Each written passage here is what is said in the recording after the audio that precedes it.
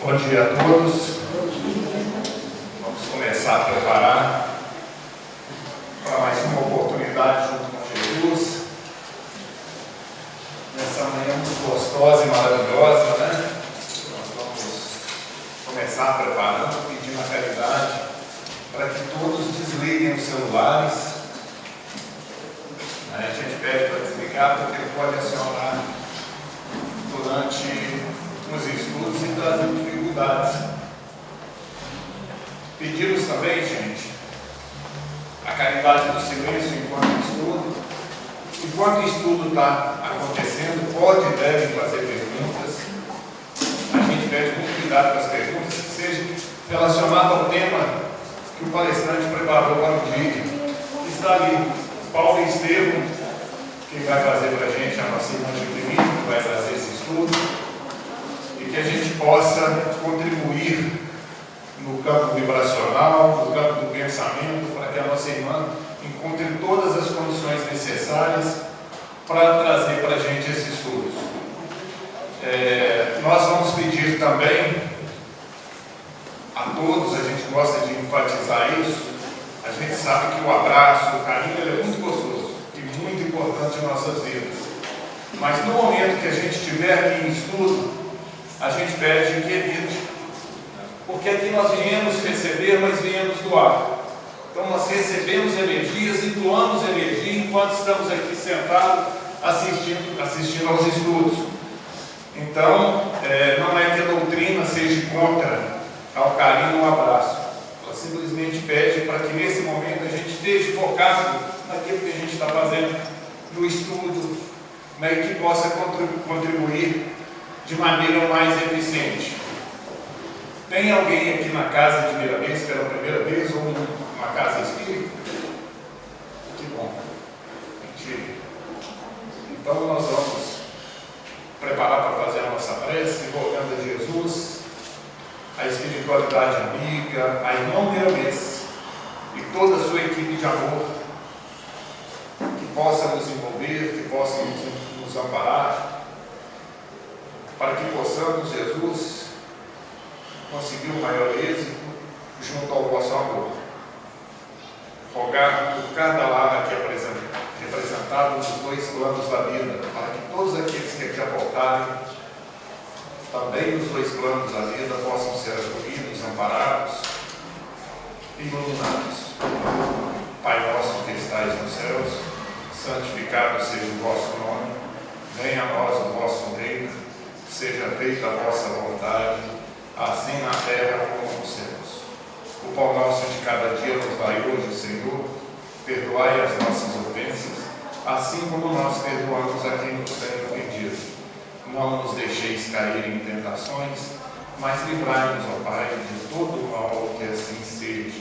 Na vibração dessa prece, rogamos o concurso à nossa espiritualidade amiga para que envolva a nossa palestrante Jaqueline.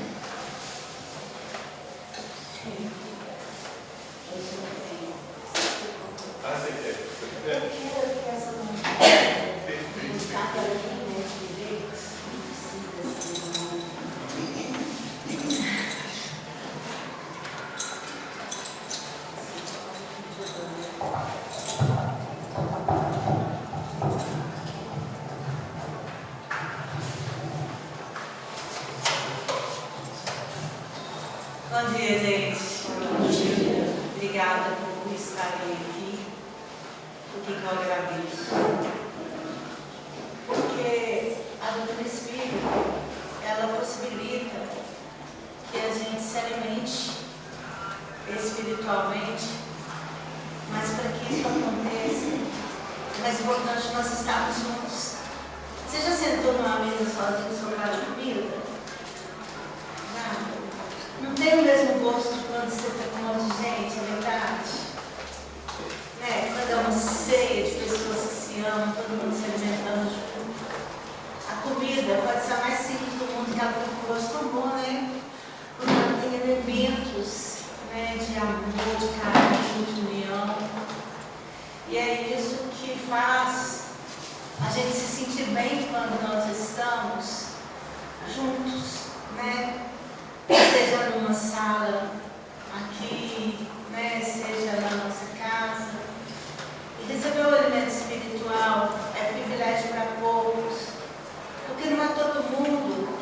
que acorda num domingo de manhã e, ao invés de buscar um passeio clube, né, ou uma ida ao sítio, vem aqui buscar alimento espiritual.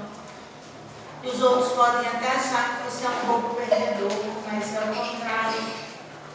Você é um espírito muito, sei lá, na busca de coisas que te elevem, e você realmente vai se elevar. Não tem como isso não acontecer.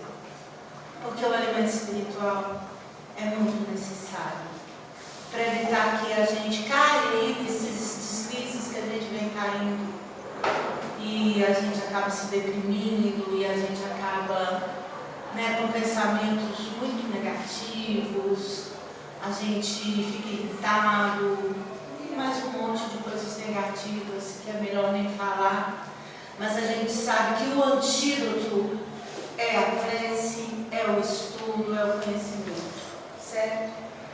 Então a melhor coisa que nós fazemos justamente é deixar o clube para depois, né, gente? Depois das 10 ainda tem muito sol, né? Ainda tem muita festa por aí. Mas o essencial realmente é a gente reservar pelo menos um momento na semana para se elevar. É importante a gente se elevar através do culto do Evangelho no Lar, que eu pergunto a vocês, todo mundo conhece o Evangelho no Lar? Quem não conhece, levanta a mão. Não conhece? Eu vou te dizer que o culto do Evangelho do Lar é um momento especial em que você e a espiritualidade criam um pacto. E nesse momento que você criou com eles, que normalmente é um momento agendado, eles têm umas agendas assim, que não são bem igual às nossas, mas é uma agenda que eles fazem com você. Você fala com eles, eu quero que seja na terça, 8 horas da noite, porque esse dia eu tenho certeza que eu estou em casa todos os dias. E eles agendam lá e agendam você, e eles vêm naquele momento, e tudo que você necessitar naquele momento, eles vão te auxiliar. Você vai fazer uma leitura boa, você vai fazer uma prece, você vai entrar em contato com eles como se eles fossem a visita mais especial que vai à sua casa.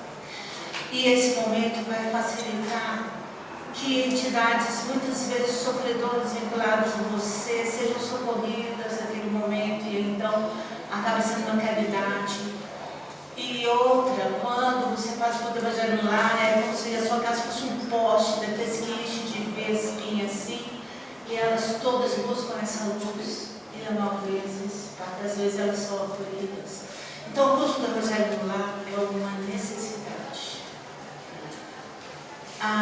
Vocês me perguntam o que tem a ver com o culto do Evangelho no Lar com Paulo Estevão. Tudo também, porque os primeiros cultos do Evangelho no Lar, quem leu a obra Paulo Estevão de Chico vai perceber que o primeiro culto do Evangelho no Lar surgiu no momento em que eles se encontravam para lembrar Jesus. Entende? E eu pergunto, oi, diga. Eles formavam a igreja como um culto, que era na casa das pessoas. Sim. Tinha, né, acesso às vitórias, era dentro da casa. Exatamente. Os primeiros conhecimentos sobre a vida de Jesus surgiram na casa deles. Tanto que a primeira casa acabou virando a casa do Caminho, né? Que está relatado no livro da Bíblia. O livro Jesus o Lar, Chico, não sei por que esqueci o autor. É Lúcio. Em vez capítulo, ele fala primeiro do curso do Lar de Jesus. Exato. Quem quiser ler Jesus no Lar. O livro Jesus no Lar é um livro para ler durante o culto do Evangelho no Lar. Ele é muito legal por isso. Entendeu? As lições são maravilhosas. E agora a pergunta. Quem aqui já leu o livro Paulo Estevão, levanta a mão? Então eu não vou falar para muitos desconhecidos. Os que não leram, gente, eu convido vocês a ler. PDF, grátis. Eu baixei ontem mesmo para poder ler em casa, porque eu já tive um 5 de Paulo Estevão, eu dou ele para todo mundo, então eu sei que não tenho ele, entendeu? Não é porque eu não comprei, não, eu compro tudo. Enfim, por que estudar Paulo e Estevão? Por que não estudar Paulo? Ou por que não estudar só Estevão? Por que estudar Paulo e Estevão? Eles são uma dupla sertaneja? É tipo isso. Tem que ser junto para a música ficar boa. Um tem um tipo de voz, o outro tem outra. Mas cantam uma música única. E é uma história de amor, não só a eles, mas a Jesus.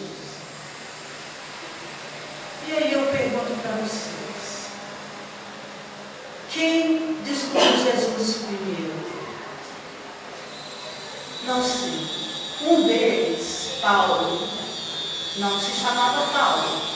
Quem leu o livro Paulo Estevão sabe que Paulo era Saulo.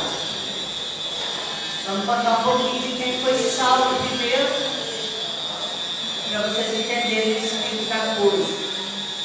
Saulo era de uma família abastada, ou seja, rica. Saulo é um soldado romano. Para ser soldado romano, o cara, ele tem que ser mais forte que os caras que vocês vêem nessa academia aí. Mais forte que esse moço aqui. Muito mais forte que esse moço aqui. Por quê? Porque naquele tempo, o cara ia no braço mesmo. Né? Ele ia no braço mesmo. Então Saulo foi muito bem preparado naquelas academias. Saulo era lindo, né? Maravilhoso, segundo os estudos aí que a gente vê. Bonitão mesmo, gato, forte, inteligente, culto. Paulo morava em Tarso. Dizem que em Tarso tinha uma faculdade, eram 3 faculdades que existiam na época, naquela região. Em Tarso tinha uma faculdade onde se ensinava até grego, então Paulo dominava o grego. A última carta de Paulo parece que foi escrita em um grego perfeito. Os estudiosos ficam se perguntando, nossa, mas Paulo conhecia grego, não conhecia, porque ele estudou numa faculdade. Então vocês imaginam o naipe do cara. O naipe do cara. Ele era muito fera. Entendeu? Imagina, gente, um homem rico, bonito, inteligente, era tudo de bom. E Paulo conhecia muito a lei judaica, conhecia muito o Velho Testamento e defendia com unhas e dentes. Ai de quem tentasse mudar uma letra no Velho Testamento. Esse era Saulo. Vou parar de chamar de Paulo, estou falando de Saulo. Saulo, então, era assim. Bem ali, depois que Jesus deixou o plano físico, Saulo ouviu dizer que havia o surgimento de uma seita cristã que estava meio que tentando anular tudo que existia de conhecimentos da época de Moisés. Pronto, parei aqui. Vou abrir um parêntese, especialmente para aqueles que conhecem o livro Paulo Estevão. E vou botar uma curiosidade que, enquanto eu estudava ontem para falar para vocês, eu descobri. Quando Chico Xavier estava escrevendo o livro Paulo e Estevão, Paulo e Estevão estavam lá dando uma força para o Chico. Imagina, né, Pedro Leopoldo? Estevão está lá, Paulo está lá. Mas isso não é segredo para ninguém, que Paulo passeava na Praça Soares de vez em quando. Alguns escritores contam isso, alguns autores contam isso, que vira e mexe, Paulo dava uma voltinha na Praça Soares. Por quê, gente? Porque Paulo é o anjo guardião de Emmanuel, vocês sabiam disso? Todo mundo não tem um anjo guardião? Paulo é o anjo guardião de Emmanuel, que por sua vez é o Espírito de Chico Xavier. Conseguem saber disso, ver a importância que é para nós mineiros termos essas entidades angélicas por aí ao nosso pertinho de nós, cuidando de nós, para que nós nos preparemos para cuidarmos uns dos outros, não apenas para a gente falar que a gente é muito privilegiado. Não tem isso. Cada vez que nós somos tocados pela luz, nós temos que dividir essa luz. Então vamos falar um pouquinho de Estevão.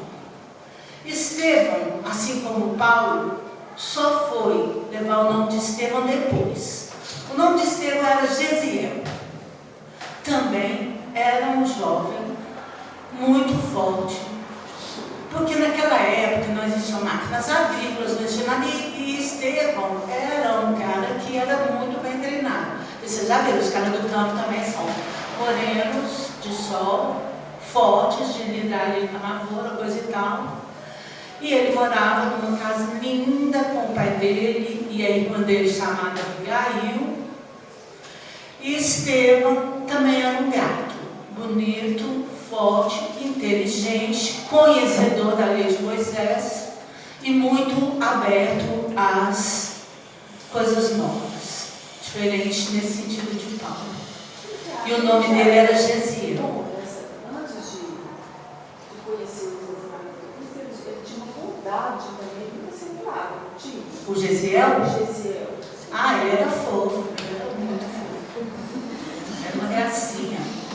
Sabe, ele tinha os vínculos de família dele, que é uma coisa que eu vou te falar. Ele era apaixonado com o pai dele e com a irmãzinha dele, que se chamava Abigail. Irmãzinha, entre aspas, né, que era uma moça linda. E quem leu o livro Paulo Estevão sabe que Saulo se apaixonou loucamente por ela. Amavam-se muito. Ela se tornou a noiva de Saulo.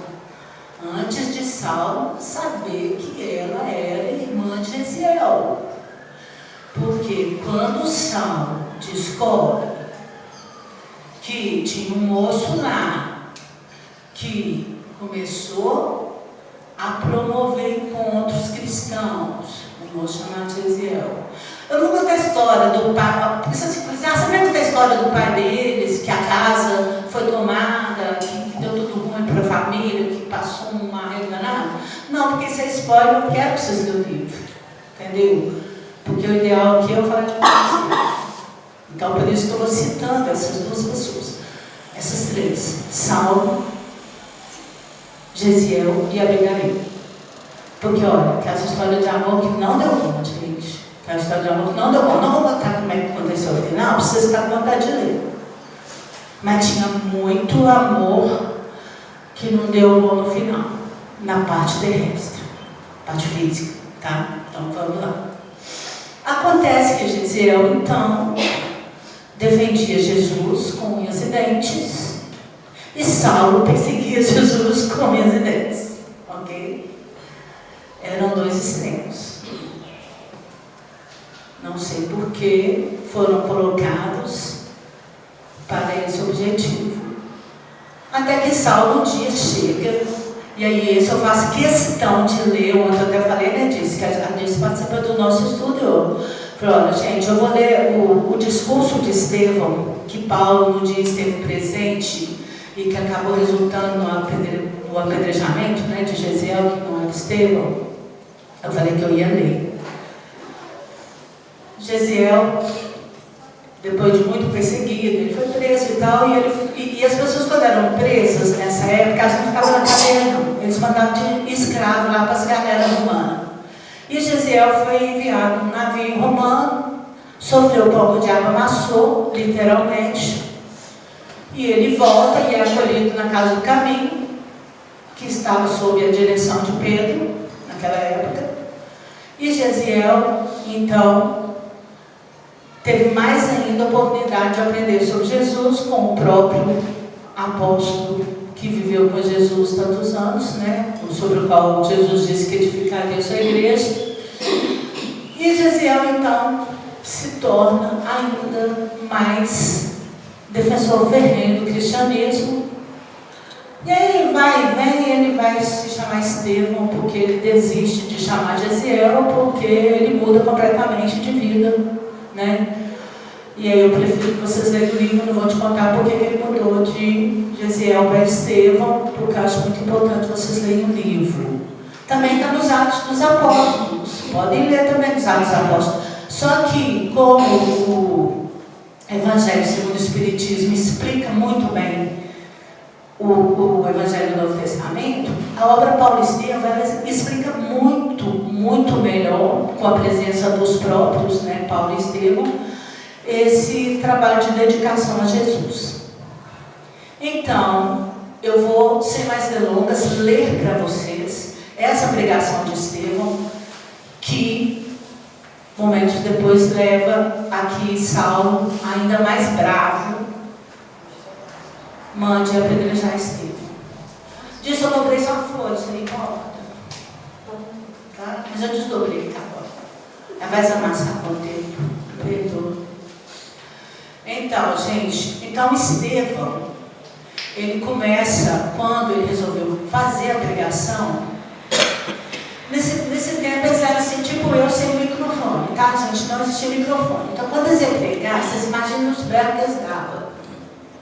Haja garganta para fazer aquela multidão toda, porque tinha muito cristão já nessa época querendo aprender, tá? Tanto que Paulo escutou direitinho. Então Estevão ergueu alto os olhos serenos e fulgurantes, e sem se perturbar com a presença de Saulo e dos seus numerosos amigos, começou a falar, mais ou menos nestes termos, em voz clara e vibrante: meus caros, eis que são chegados os tempos em que o pastor vem reunir as ovelhas em torno do seu zelo sem limites. Éramos escravos das imposições pelos raciocínios, mas hoje somos livres pelo Evangelho de Cristo Jesus. Nossa raça guardou de épocas imemoriais a luz do tabernáculo, e Deus nos enviou seu Filho sem mácula. Então se percebe aqui que Estevão realmente acreditava que Jesus era o Filho de Deus. Onde estão em Israel os que ainda não ouviram as mensagens da Boa Nova?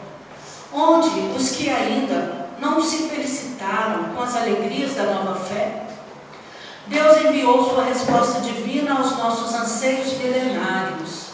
A revelação dos céus aclara os nossos caminhos. Consoante as promessas da profecia, de todos quantos choraram e sofreram por amor do Eterno, o emissário divino veio até o antro das nossas dores amargas e justas, para iluminar a noite das nossas almas impenitentes, para que nos desdobrasse nos horizontes da redenção.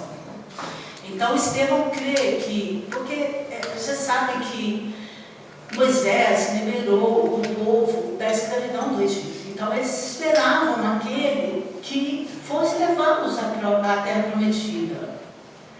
Só que eles achavam que a terra prometida era uma terra mesmo, né? Um reino, com casa, com riquezas. Eles não imaginavam que a terra prometida seria aquilo que Jesus trouxe, essa forma de amar incondicional. E Estevão captou isso. Então o povo está escolhendo do professor Raimundo. Captou demais Estevão. Tanto que ele traz aqui, não tem mais essa questão de levar para uma terra prometida física. Mas Saulo acreditava que era assim. Tá? O Messias atendeu aos problemas angustiosos da criatura humana com a solução do amor que redime todos os seres e purifica todos os pecados. Mestre do trabalho e da perfeita alegria da vida, suas bênçãos representam nossa herança.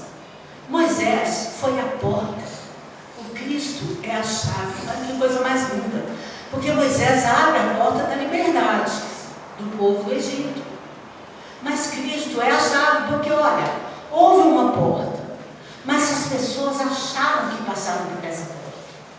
Mas a porta não foi bem essa. A porta tinha que ser aberta por um outro tipo de elemento, porque Moisés trouxe a porta da justiça.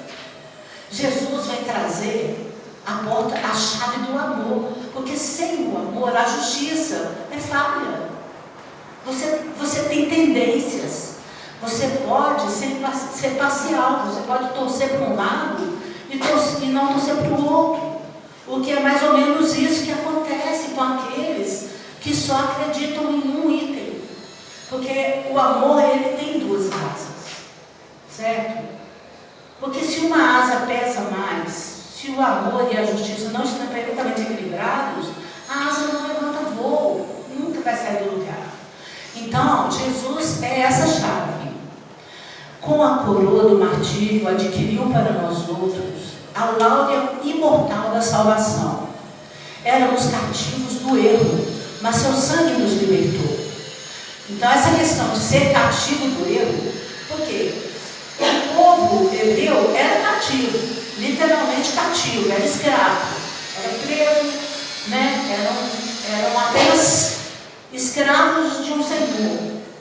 Mas Estevão veio trazer aqui que tanto o povo hebreu, e aí como nós somos escravos dos nossos erros, não de uma cadeia, de uma célula literal. Na vida e na morte, nas alegrias de Caná, como nas angústias do Calvário, pelo que fez e por tudo que deixou de fazer em sua gloriosa passagem pela terra, ele é o Filho de Deus, iluminando o caminho, acima de todas as cogitações humanas, fora de todos os atritos das ambições terrestres. Seu reino de paz e luz esplende na consciência das almas redimidas. Ó Israel, tu que esperaste por tantos séculos tuas angústias e dolorosas experiências não foram vãs. Então, quando fala, ó Israel, que esperaste por tantos séculos, é porque ele viu que chegou a hora da libertação verdadeira. Da libertação pelo amor, que é a libertação dos nossos erros. Nada a ver com celas. Senão, poxa vida, você encarna, desencarna e continua preso numa cadeia, vivendo como hebreu. Quem acredita em reencarnação sabe que isso nem sempre vai ser a verdade. Uma vez ele encarna como hebreu, outra vez como romano. Por quê? Porque a lei de causa e reação, de ação e reação, de causa e efeito, ela vai fazer com que você sofra aquilo que você infligiu ao outro. Entende? Então vamos lá. Carregaste os grilhões da impiedade humana na desolação e no deserto. Converteste em cânticos de esperança as ignomínias do cativeiro. Sofreste o opróbrio dos poderosos da terra. Viste teus varões e tuas mulheres, teus jovens e tuas crianças, exterminados sob a avante das perseguições, mas nunca descrestes para a justiça dos céus. Ele continua falando do povo hebreu e Saulo continua escutando. Então até aí Saulo está entendendo direitinho a história do povo hebreu, que foge da escravidão do Egito, que espera aquele que libertaria o seu povo da escravidão. Concorda? Então é aí que Estevão continua valorizando a história do Antigo Testamento que eles conheciam através dos escritos sobre Moisés e sobre a saída do povo hebreu do Egito.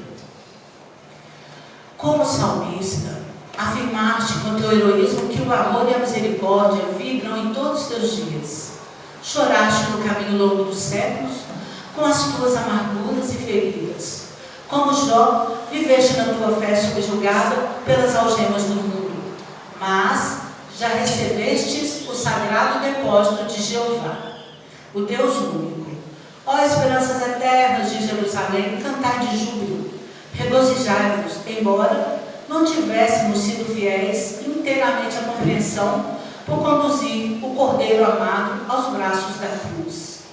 Suas chagas, todavia, nos compraram para o céu com o alto preço do sacrifício supremo. Aí, Estevão falando do sacrifício de Jesus, e aí imagina Saulo lá já, com a pulga atrás da orelha, começando a ficar nervoso na plateia, porque Saulo estava o tempo todo. Olha, lá vem ele falando de Jesus dessa forma. Ai dele se continuar falando isso, vai se ver comigo, certo? Mas Estevão, cada vez mais entusiasmado, mais tocado pelo Espírito Santo, continua o seu discurso que vai irritar cada vez mais os soldados Saulo. Amados, onde andarão aquelas ovelhas que não souberam ou não puderam esperar? Procuremos-las para o Cristo como dracmas perdidas do seu desvelado amor. Anunciemos a todos os desesperançados as glórias e os júbilos do seu reino de paz e de amor imortal. Alei-nos retinhas do espírito de nação, sem conseguir apagar da nossa alma o desejo humano de supremacia na terra. Porque eles esperavam que eles iam ser os reis, eles iam inverter. De escravo eles passariam a reis, a donos do pedaço. Certo? E aí ele continua. Mas o Cristo nos libertou para sempre. Filho de Deus e emissário da sua glória, seu maior mandamento confirma Moisés. Qual que é o maior mandamento da lei de Moisés? Quem sabe falar? Não, olho por olho, não, olho por olho. Amar a Deus sobre todas as coisas. E teu próximo, como a ti mesmo. E esse é o maior mandamento. Então, esse é o mandamento que Jesus confirma, não olho por olho, dente por dente. Porque Jesus não vem confirmar esse tipo de coisa. Ele vem confirmar assim: se o seu irmão te bateu numa face, mostra na outra. Nada de olho por olho, dente por dente mais. Tá? Então, ele veio confirmar o amar a Deus e amar o próximo, tá bom? Quando eu recomendo o amor a Deus acima de todas as coisas, de todo o coração e entendimento, acrescentando no mais formoso decreto divino que nos amemos uns aos outros, como Ele próprio nos amou. Seu reino é o da consciência reta e do coração purificado ao serviço de Deus. Já falei aqui muitas vezes que reino de Deus significa paz de consciência. Todas as obras, tanto de André Luiz quanto de Kardec, e como essa de Emmanuel, vem reforçar para nós. O reino é a consciência reta, ok? Porque, gente, quando a sua consciência não está tranquila, você está escravo, você não consegue ter paz. O melhor travesseiro, dizem, é o da consciência em paz, né, gente? Vamos lá. Seus discípulos amados, seu reino da consciência reta, está atrás ali. Suas portas constituem um maravilhoso caminho da redenção espiritual, abertas de par em par aos filhos de todas as nações. Então não seria só para o povo hebreu. O reino seria para todas as nações, inclusive as nações vindouras, que no caso nós somos o Brasil. Seus discípulos amados virão de todos os quadrantes. Certo? Então, não seria mais só João, Pedro, Tiago, Lucas, Tadeu, Judas. Os discípulos viriam de Belo Horizonte, São Paulo, Rio de Janeiro, Nova York, Londres, Bagdá, Ankara, viria de todos os lugares. Fora de suas luzes, haverá sempre tempestade para o viajor vacilante da terra, que sem o Cristo cairá vencido nas batalhas infrutíferas e destruidoras das melhores energias do coração. É o que eu disse aqui, a hora que a gente chegou. Sem uma prece, sem um contato, sem a conexão com a lei divina, você estará sempre com fome. Você terá sempre aquele pão que Jesus coloca, é o pão que quem come sentirá fome novamente. É a água que quem bebe sentirá sede novamente. Mas o pão do Evangelho é aquele pão que você se alimenta e fica sempre satisfeito. Ok? Em sua glória sublime, o cachorro dá sossego, filho, senão ninguém vai escutar. Espera aí manifestar, a gente já continua. Pronto. Eu acho que ele também concordou. Vamos lá. É o tesouro do mundo.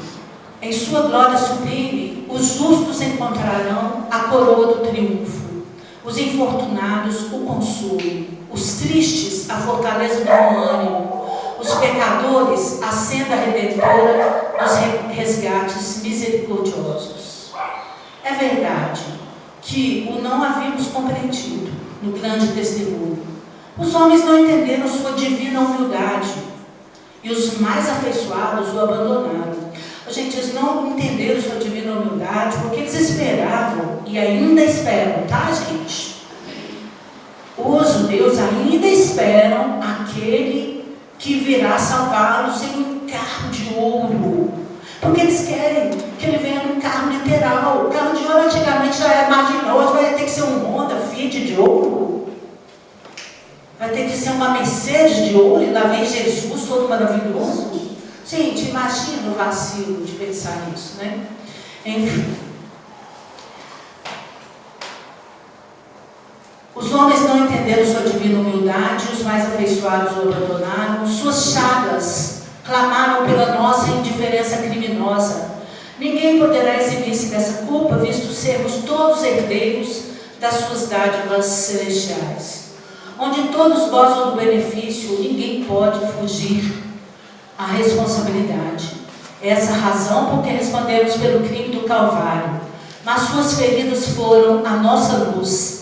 Seus martírios, o mais ardente apelo de amor, seu exemplo, o roteiro aberto para o bem sublime e imortal. Vinde, pois, comungar conosco à mesa do banquete divino.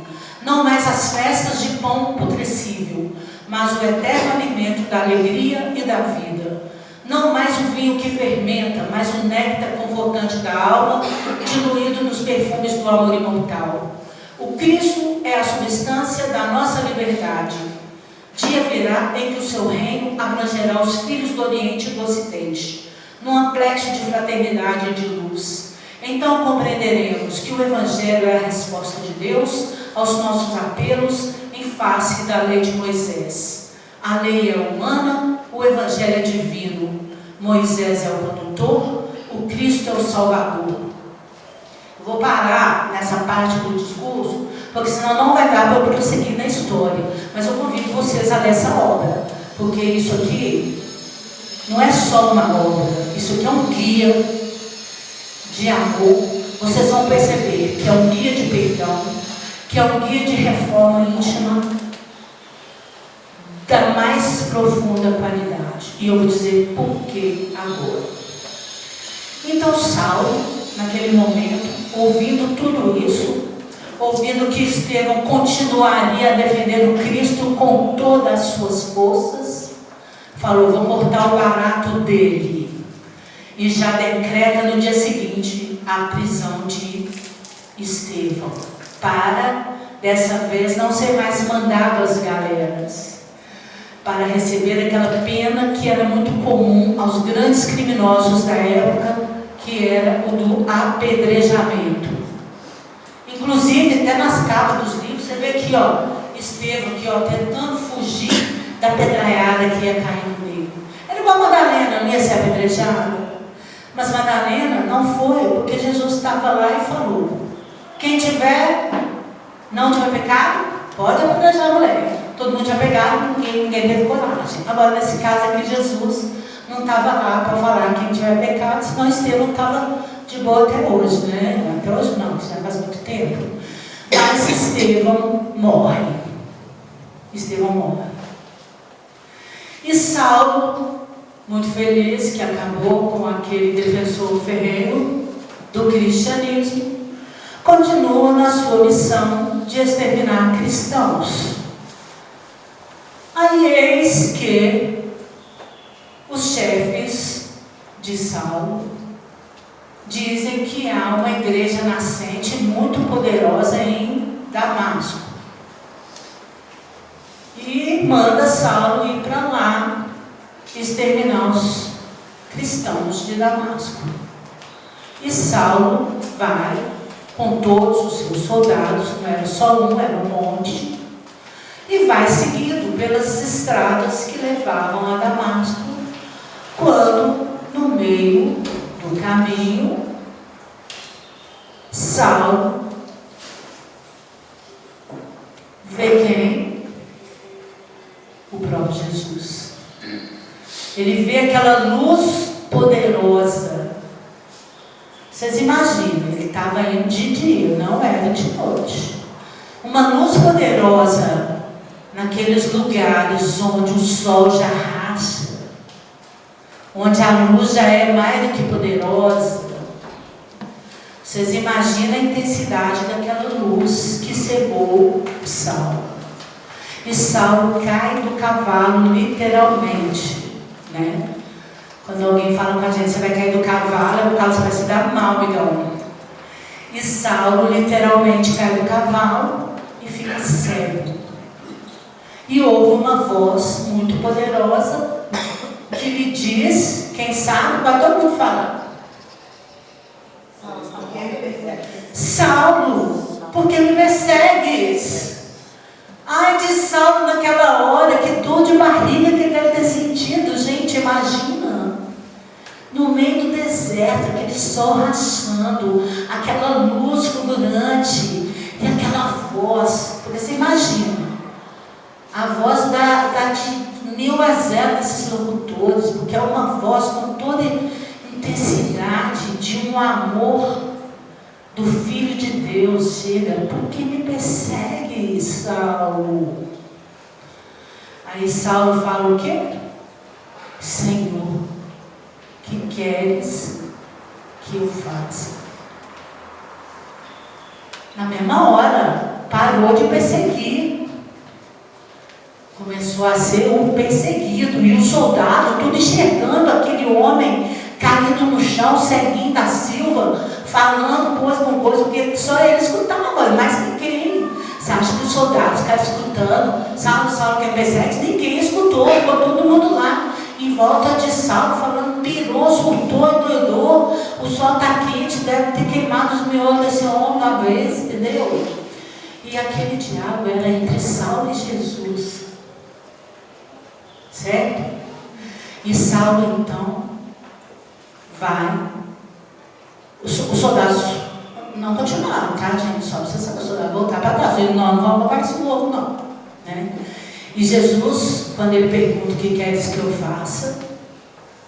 Fala: vai para Damasco, procura Ananias, vai lá, até separar de uma cego. Aí depois nós vamos te falando o que você vai fazer, né? Nós vamos te dando passo a passo, né? As pistas, coisa e tal, coisa.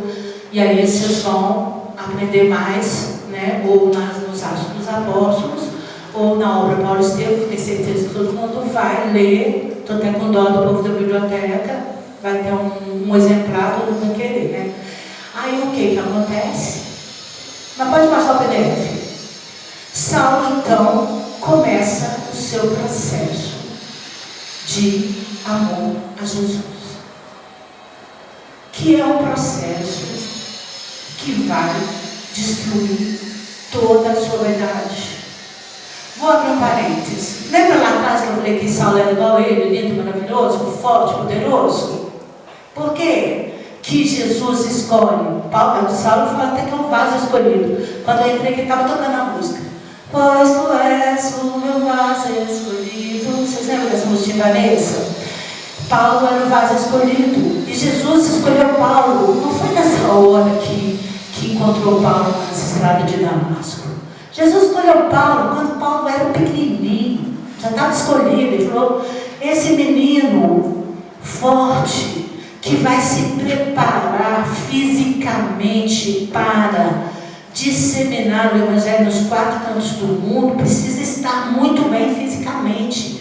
Porque quem conhece a história de Paulo sabe que Paulo, ele teve uns 3 ou 4 naufrágios. Ele nadou no mar aberto de navio que afundou. Ele ficou lá no deserto 5 anos aprendendo um ofício, porque ele não queria ser pesado a ninguém. E como ele só que conhecia o ofício de soldado, e ele agora virou do bem, né, gente? Ele não queria perseguir mais. Então ele, para se sustentar, ele aprendeu a fazer tapete, que era muito comum naquela época, né? Pintar os tapetes, pintar os tecidos. Então Paulo aprendeu tudo isso no deserto. E ele ficou lá no deserto com um casal, até esqueci o nome deles lá. Átila e Prisca. Átila e Prisca. Também a cabeça já não está tão ruim assim. Ele ficou no deserto com esse casal. E aprendeu tudo sobre trabalho e humildade. Porque ele não era humilde, não. Até Jesus ele não era humilde, não. Gente, era vaidoso, orgulhoso, E aí ele até, vocês vão entender quando, ele falou assim: eu não quero mais ser Saulo. Saulo foi muito desprezível. Não quero saber de ser Saulo, mas se torna Paulo e vai se tornar o maior divulgador do cristianismo que se conhece. E é graças a Paulo que nós temos hoje à nossa disposição todo o Evangelho. Porque Paulo levou aos 4 cantos do mundo onde era possível ir de navio naquela época. E aí vocês me perguntam: e agora o que você vai fazer com Estevão? Hã? Não, ele andava a pé, mas ele teve que pegar um monte de navio, filhote. Você acha como que ele foi? Para Corinto, para Roma. Ele foi para todo lado, para Grécia.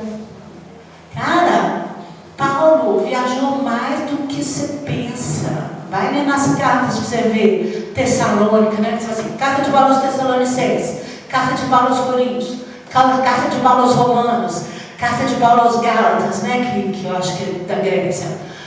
Entendem? Então, cara, Paulo viajou de navio. Estou falando que ele teve 3 a 4 naufrágios, porque navio naquela época pegava tempestade, fundava.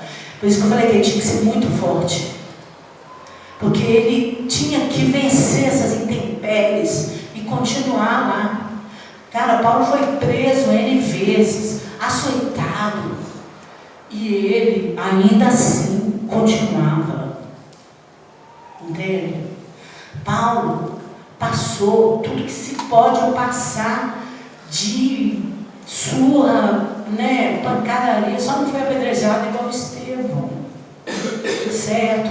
Mas Paulo se entregou totalmente a Jesus. Aí agora vocês me perguntam: e Estevão? E a parceria? E a dupla quase sertaneja? Que a música fica boa. Por quê? Aí a lição de perdão. Porque Estevão, que foi morto pelas mãos do próprio Paulo, se tornou o anjo guardião de Paulo durante 30 anos nas obras. Então aí nós vemos uma obra de perdão em nome do Cristo. Estevão não poderia ter se revoltado. Eu aqui defendendo Jesus, esse homem me apedreja. Sabe?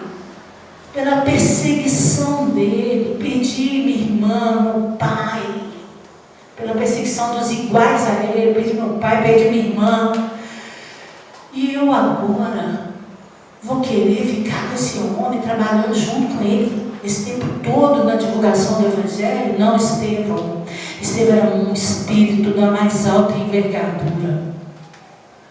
Estevão acolheu Jesus na vida e na morte. Estevão esteve com Paulo em todas as suas dores. Quando Paulo fraquejava, lá estava Estevão conversando com ele no cárcere, onde quer que vocês imaginem. Não só Estevão, tá, gente? Abigail também aparecia várias vezes, porque Abigail também era uma mocinha generosa e boa, que desde o começo também abraçou a doutrina de Jesus com todo o seu amor. Vale a pena vocês lerem essa obra para vocês entenderem. E mais, não é apenas uma lição de perdão, é também uma lição de reforma íntima. Por que vocês me perguntam uma lição de reforma íntima? Porque eu vou dizer que Saulo somos nós antes de Jesus nos tocar, de pessoas que erram, de pessoas que são orgulhosas, vaidosas, que pensam só em si mesmas, que são egoístas, que estão nem aí para a dificuldade do outro, que criticam, que julgam, que não sabem amar incondicionalmente, que não praticam a caridade. Quando Jesus nos toca com a sua luz ofuscante do seu evangelho de amor, nós ouvimos Jesus e nos deixamos tocar pela sua grandeza. E começamos a deixar que essa luz ilumine as nossas sombras interiores. E quando essa luz se acende dentro da nossa escuridão, nós começamos a perceber coisas que nos incomodam, que não permitem que o nosso reino de Deus se instale dentro de nós. Quando essa luz chega em nós, nós percebemos que não dá mais para pensar só em nós, que o nosso próximo depende de nós. E aí nós começamos a perceber que outras pessoas também têm necessidades, que outras pessoas sofrem, que existem doentes nos hospitais, necessitados de nossas preces, que existem detentos nos presídios, sofrendo pelos seus próprios erros, que existem crianças abandonadas, que existem idosos abandonados, que existem deficientes físicos e mentais de toda a ordem necessitando de auxílio, que existem famintos, que existem mendigos nas ruas, não porque escolheram morar nas ruas, mas porque perderam seus tetos, talvez porque tenham perdido também sua confiança, sua esperança. E aí, quando Jesus nos toca, nós mudamos de nome. Nós passamos de pessoas egoístas para pessoas que amam o seu próximo incondicionalmente, que começam a amar o seu próximo como a si mesmo. Isto porque quando aprendem a amar com Jesus, entendem que a pessoa mais importante para ser amada somos nós em primeiro lugar. E começamos a nos respeitar. Começamos a nos alimentar com um alimento que não deixará que a gente tenha fome novamente. E esse alimento vai nos possibilitar sermos fortes o suficiente para querer alimentar as multidões. Porque Jesus, um dia, andando pelas montanhas da Galileia, ou pelos caminhos da Galileia, sempre onde ele ia havia uma multidão a segui-lo, e quando ele sobe, a multidão o acompanha e fica por horas lá se alimentando da sua voz, do seu amor e da sua ternura. E os discípulos chegam para ele e falam: Jesus, esse povo está aqui umas 10 horas sem comer. Jesus, eles estão com fome demais. E Jesus, percebendo que a fome espiritual deles era muito maior do que a fome física, entende o que os apóstolos não entenderam. Eles até agora não sentiram fome, porque eles estão se alimentando do pão que vai durar eternamente. Mas tudo bem, gente, porque os espíritos os discípulos eram pessoas imperfeitas como nós. Eles pensavam no pão material, porque eu aposto que eles estavam com fome de pão de verdade. Eles eram seres humanos normais, eles deviam estar com o estômago roncando. Eles deviam ter com o estômago roncando, por isso que eles chegaram para Jesus com certeza: Mestre, todo mundo está com fome, o senhor não pode falar. Ai, gente, é sério, é porque a gente fica imaginando como é que eles falavam com Jesus, né? Mestre, dá um tempo aí, deixa o povo comer um pouco, né? Aí Jesus fala assim: gente, vamos ver, vocês querem que o povo come? Então vamos ver o que vocês têm para ajudar esse povo a comer. Porque Jesus não poderia ali fazer uma chuva de McDonald's, Big Mac caindo em cima de todo mundo? Podia. É o Filho de Deus, o governador espiritual do planeta, era mais do que qualquer mágico que a gente conhece. Mas ele falou assim para os apóstolos: que tendes? Que tendes? Ele disse: olha, nós recolhemos 5 pães e 2 peixes. Nossa, mas você quer alimentar essa multidão toda com 5 pães e 2 peixes? Não vai dar. Aí Jesus, tudo bem, nessa hora ele multiplica e deu muito pão e muito peixe, alimentou todo mundo, comeram até a dor do barril, ainda sobrou um monte de cesto. Aconteceu igual a gente quando vai na festa, depois levar um pedaço da minha mãe.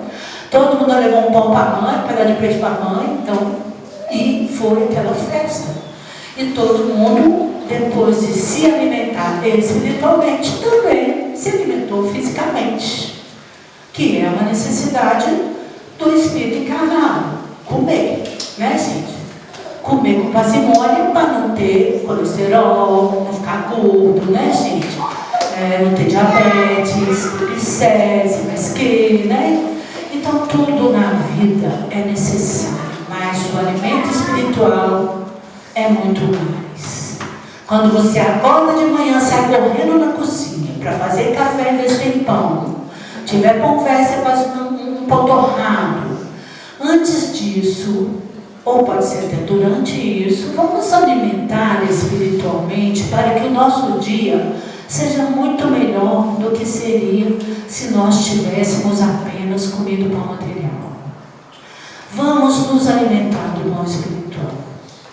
Se tiver com pressa, já acorda atrasado para ir trabalhar, fala assim: Senhor, será que o Senhor pode abençoar esse meu dia? Não precisa ficar fazendo aquelas preces grandes, inventando palavra bonita para Deus, não. Sabe por quê? Porque Deus está aqui dentro. Deus também é isso. Você vai rezar sem Ave Maria, 280 Pai Nosso, não. Ele quer que você seja sincero com Ele e se conecte com Ele. Porque a grande parte das nossas dificuldades é a nossa ausência de conexão com Deus. É igual eu falava, aquele menininho do ET, que põe o dedo assim, depois põe assim. Ou numa obra aí da Capela Sistina também, tem um Deus com o dedo assim, um com o dedo assim. Porque nós precisamos dessa conexão para nos alimentarmos eternamente e não sofrermos mais aflições, angústias, depressão, síndromes. Gente, eu não vou falar vocês não, eu tenho tudo isso, tá? Quando já é para parar, né, gente? Gente, eu tenho 1 minuto. E 1 minuto que eu poderia dizer? Eu poderia dizer a vocês, em primeiro lugar, que essa obra dá para baixar no PDF, tranquilamente se lê o PDF. Dá para baixar no audiolivro, quem não enxerga direito. Fica lá na cozinha e ouvindo, tá? Fica lá dirigindo, escutando o carro, porque os maior dos carros tem mídia. Mas é importante a gente conhecer a nossa história de reforma íntima, de regeneração moral, certo? De um perdão incondicional, daqueles que são capazes de, além de perdoar, permanecer juntos eternamente. Muito obrigada pela paciência, tá? Eu devo dizer que eu gosto muito de estar aqui com vocês quando eu venho, e é um motivo de grande alegria para mim estar com vocês falando de Jesus e daqueles que o auxiliam na sua trajetória. Obrigada.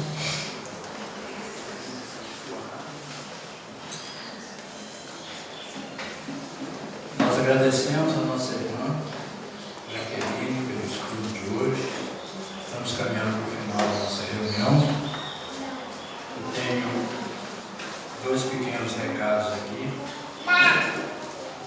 O primeiro é o seguinte: nós, conforme a nossa irmã disse no início, sobre o culto no lar, a importância do culto no lar, nós temos aqui na fraternidade, quem tiver dúvida ou precisar de informações a respeito do culto no lar, de como fazer, pode pedir aqui na recepção, dar um nome e nós entraremos em contato. Nós temos a equipe que nos dá o treinamento, ensina como fazer esse culto no lar. A pessoa que achar necessário, precisar dessas informações, pode dar um nome na recepção e nós entraremos em contato e esclareceremos as dúvidas, né, a respeito. Mas, de qualquer maneira, a gente reforça aqui essa ideia do culto no lar, que realmente é importante e nos traz muitos benefícios para a nossa casa, para a nossa família, para o ambiente onde a gente está inserido. Então, a gente realmente recomenda essa prática. Vai acontecer no dia 27/5, nós temos ali um cartaz ali na recepção, um seminário ítero-musical. Um seminário a respeito de memórias de um suicida, a respeito do livro porque a gente observa que é um assunto muito importante, a situação de suicídio, e o livro, as pessoas acham que é muito difícil, as pessoas que não leram o livro, ele parece que tem um estigma de que é difícil de ler, que ele é muito pesado, que ele é muito complicado.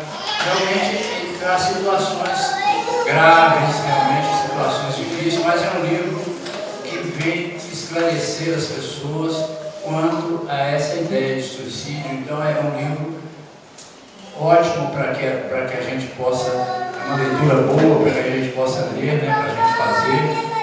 Traz muito conhecimento e muitos esclarecimentos a respeito desse tema. Então essa ideia de que é um livro muito difícil, é um livro pesado, a gente pode abrandar um pouco essa ideia, que não é tanto assim. Então esse seminário vem trazer essas informações, esses esclarecimentos, né? Vai ser a palestra sobre ele, vai ser com o Cadinho, e vai ter uma parte musical com o grupo Laboro e o grupo Verbos e Versos, né? Que vão apresentar. Então esse seminário a gente está aí convidando a todos vocês. Vai ser aqui na rua José Barra, aqui lá do outro lado, onde tem uma casa de eventos. O preço é R$25 e os ingressos já estão à venda. A gente tem ali no cartaz os contatos para adquirir esses ingressos. Podem ser adquiridos ali também na biblioteca. E vai ser no dia 27 agora de maio, a partir das 18h30. Então eu convido a todos vocês. Vamos fazer a nossa prece de encerramento, levar nossos pensamentos até o Pai Maior, manter a vibração e agradecer a Jesus, agradecer ao irmão Miramês pelas oportunidades do estudo, e que Jesus possa envolver a todos nós nos 2 planos de vida, nos conduzir em segurança aos nossos lares. Pai nosso que estais no céu, santificado seja o vosso nome. Venha a nós o vosso reino. Seja feita a vossa vontade, assim na terra como no céu. O pão nosso de cada dia nos dai hoje. Perdoai as nossas ofensas, assim como nós perdoamos a quem nos tem ofendido. Não nos deixeis cair em novas faltas e livra-nos de todo mal. Que assim seja. Quem for tomar passo, pode se dirigir ali ao lado. Bom dia para todos, bom fim de semana, muito obrigado.